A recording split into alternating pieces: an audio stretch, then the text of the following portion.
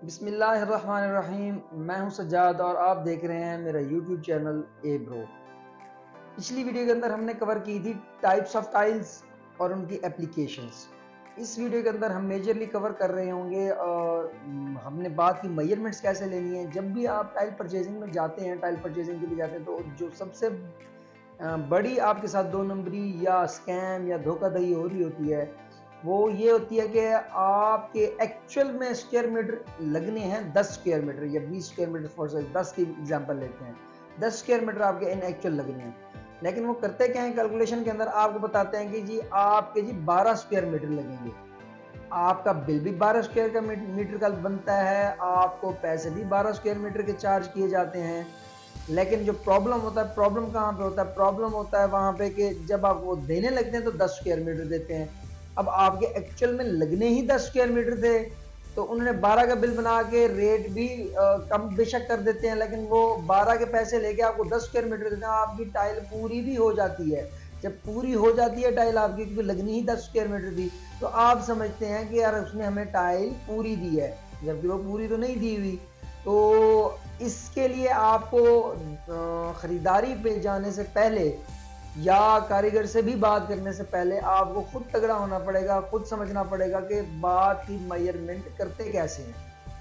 ये मेजरमेंट जो हम आपको सिखाने लगा हूँ, ये टाइल खरीद करने से भी पहले आपके काम आएगी और टाइल इंस्टॉलेशन के बाद मेजरमेंट करके कारीगर को उसकी जो लेबर चार्जेस है वो देने के लिए भी यही आपको कुलिया काम आएगा, जो कुलिया मैं आपको आज सिखाने लगा हूँ। अब हम एग्जांपल एक ले लेते हैं। एग्जांपल है हमारे पास, एग्जांपल है ये एक, देखेंगे 5x4 के बाद की हमने एग्जांपल ली है। ठीक है जी, 5x4 के बाद की एग्जांपल यूं है कि यहाँ पे देखें जी, ये यूं समझ लें, आपने पैमाइश सबसे पहले ये सीखें कि पैमाइश लेनी कैसे है।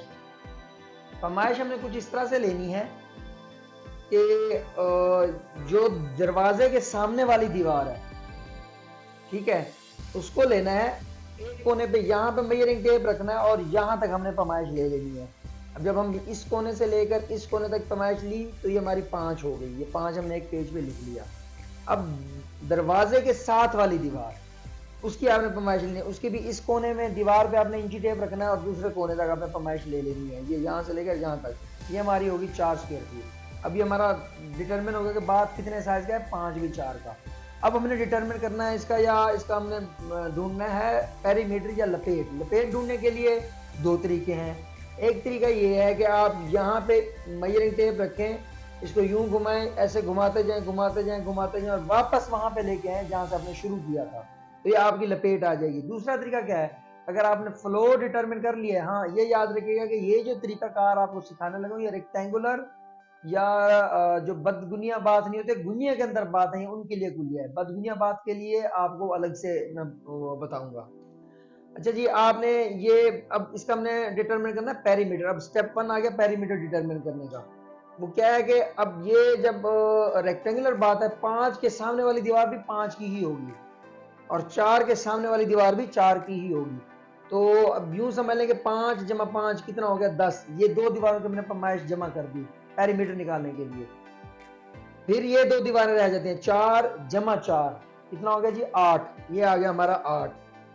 ठीक है, अब यूं समझे ये ठीक है जी, 10 और जमा 8 कितना हो गया, 18। अब यूं समझ लें, इससे मुराद क्या है पेरीमीटर से, ये आपने यहाँ पे मेजरिंग टेप रखी और यहाँ से पैमाइश लगे। पहली पैमाइश ली 4, दूसरी ली 5, 4 और 5 कितना हो गया, 9, 9 और 4 हो गया 13, 13 और 5 कितना हो गया, 18। ये वो 18 निकल आया है। अब इसमें से हमने जो माइनस करना है, माइनस करना है दरवाजा, इसका डोर माइनस करना है। स्टैंडर्ड 2 फीट का डोर माइनस किया जाता है, तो ये हमने 2 फीट इसमें से माइनस कर लिए। ठीक है, ये दो फीट माइनस करने के बाद हमारे पास पेरीमीटर कितना बचा, 16। अब ये हमने पेरीमीटर डिटरमिन कर लिया, स्टेप 1 कंप्लीट हो गया। अब हम चलते हैं स्टेप 2 की तरफ। अब हमने डिटरमिन करनी है हाइट। हमने ऊंची कितनी लगानी है टाइल, कितनी हाइट पे लगानी है। अब जो करंट बात है, इस बात के लिए हम जो डिटरमिन कर लेंगे वो कि हमें 6 मीटर रिक्वायर्ड है, हम 6 फीट रिक्वायर्ड है, हम ऊंची 6 फीट लगाएंगे।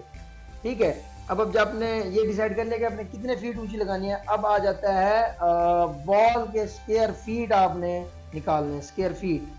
ठीक है जी, वॉल के स्क्वायर फीट निकालने के लिए क्या करना है, आपने पेरीमीटर मल्टीप्लाइड बाई हाइट करना है, यानी 16 ज़रबे 6 करना है आपने। तो आपके वॉल के स्क्वायर फीट है 16 ज़रबे 6 कितना हो गया, 96 स्क्वायर फीट हो गया जी। अब आ जाते हैं फ्लोर की कैलकुलेशन। जो आपने दरवाजे के साथ वाली और दरवाजे के सामने वाली दीवार की पैमाइश की थी, वही आपकी फ्लोर की पैमाइश है, यानी 5/4 का आपका फ्लोर है। तो 5/4 5/4 कितना हो गया, 20। ये आपके फ्लोर के स्क्वायर फीट आ गए। अब हमने चलना है ये अब हमने टोटल स्क्वायर फीट निकालने एक बात की। टोटल स्क्वायर फीट निकालने के लिए हमें क्या करना पड़ेगा, वॉल के मुरब्बा फीट और फ्लोर के मुरब्बा फीट बराबर है टोटल मुरब्बा फीट। तो वॉल के कितने थे 96 96, और फ्लोर के कितने थे 20। तो 96 प्लस 20 कितना हो गया 116। 116 मुरब्बा फीट है आपके टोटल इस बात के लिए, 5/4 के लिए 6 हाइट के साथ और एक दरवाजा। अब जो हमारा लास्ट स्टेप है मुरब्बा फीट टू मुरब्बा मीटर कन्वर्जन। उसका सादा सा कुलिया है कि स्क्वायर फीट को जब आप डिवाइड करेंगे 10.5 के साथ 10.5 के साथ, तो आपका जवाब आएगा स्क्वायर मीटर के अंदर। ये स्टैंडर्ड कुलिया है, ये टाइल बिजनेस के अंदर ये यूज होता है। तो अभी करंटली क्या है कि आपके 116 स्क्वायर फीट हमने यहाँ पे डिटरमिन कर लिए थे मुरब्बा फीट। उसको जब 10.5 या 10.5 से तकसीम करेंगे तो हमारा आंसर आएगा 11।